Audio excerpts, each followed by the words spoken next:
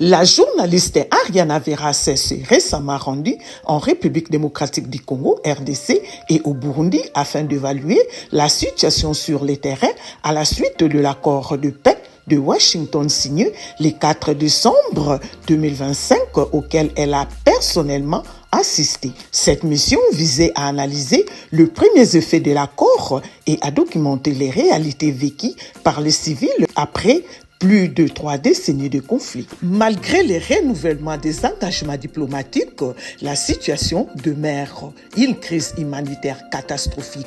Les communautés continuent de subir des déplacements massifs, une insécurité alimentaire sévère, un accès limité aux soins de santé et des traumatismes généralisés. L'ampleur des souffrances reflète une guerre qui dure depuis plus de 30 ans et qui a coûté la vie à plus de 10 millions de Congolais, faisant de ces conflits l'un des plus meurtriers depuis la Seconde Guerre mondiale. Ces constats soulignent l'urgence d'une attention internationale soutenue, d'une accélération de l'aide humanitaire et d'une volonté politique renforcée afin que le processus de paix se traduise par une protection concrète des civils et d'une fin définitive du conflit. Cette prise de position explique les attaques dont elle est la cible tant de la part d'officiels que d'internautes rwandais. Les attaques visant Ariana Veras s'inscrivent dans un contexte politique et médiatique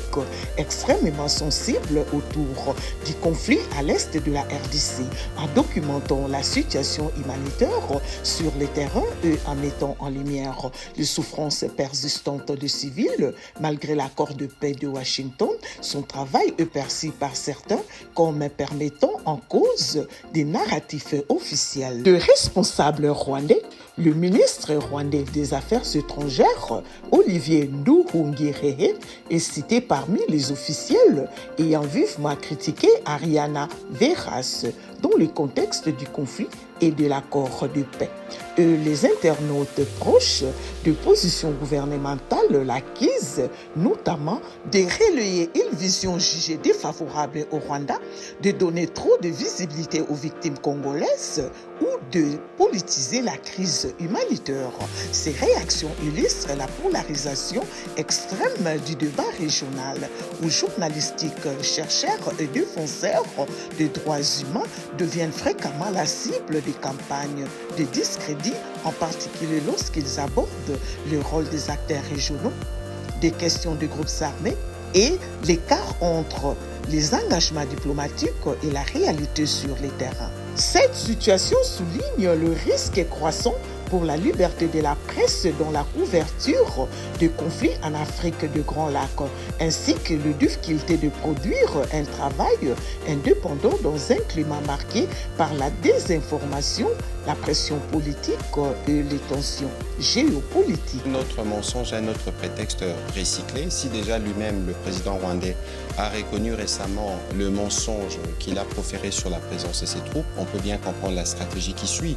Notamment, je suis ministre de la Communication et des Médias, nous nous assurons que les discours qui sont tenus publiquement soient des discours qui favorisent l'unité et la cohésion. Ça n'est pas arrivé parce qu'aujourd'hui, nos braves Wazalendo et les FARDC, c'est ceux qui protègent le plus le membre de la communauté, qui rencontre régulièrement le membre de cette communauté, est une illustration que pour nous, y compris pour ces membres de la communauté, de rester engagés pour que le prétexte rwandais n'ait plus pu exister.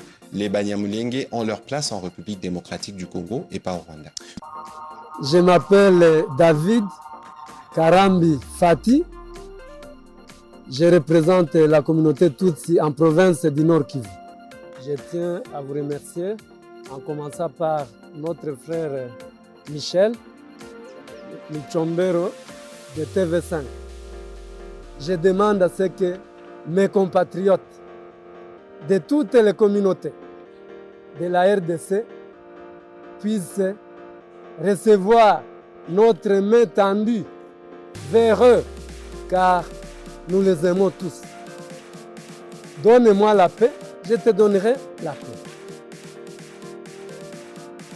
S'agissant de la deuxième question, vous avez bien posé la question en rapport avec les attaques de ces derniers temps entre les FARDC et le mouvement du 23 mars, si notre communauté y prend part, je voudrais vous dire aux yeux du monde que notre communauté toute n'y est pour rien. Et j'en ai parlé tantôt, mais puisque c'est une question spécifique, je voudrais vous signifier que notre communauté n'y est pour rien. Bien au contraire, nous en sommes victimes. Le groupe rebelle M23 n'est pas de notre communauté toute. Puisque si vous partez par sa composition, son directoire, ses éléments armés, il y a autant de membres des autres communautés qu'il y en aura de notre communauté. Et comme nous avons toujours été minoritaires ici, même dans ce groupe, je présume que nous y serons minoritaires.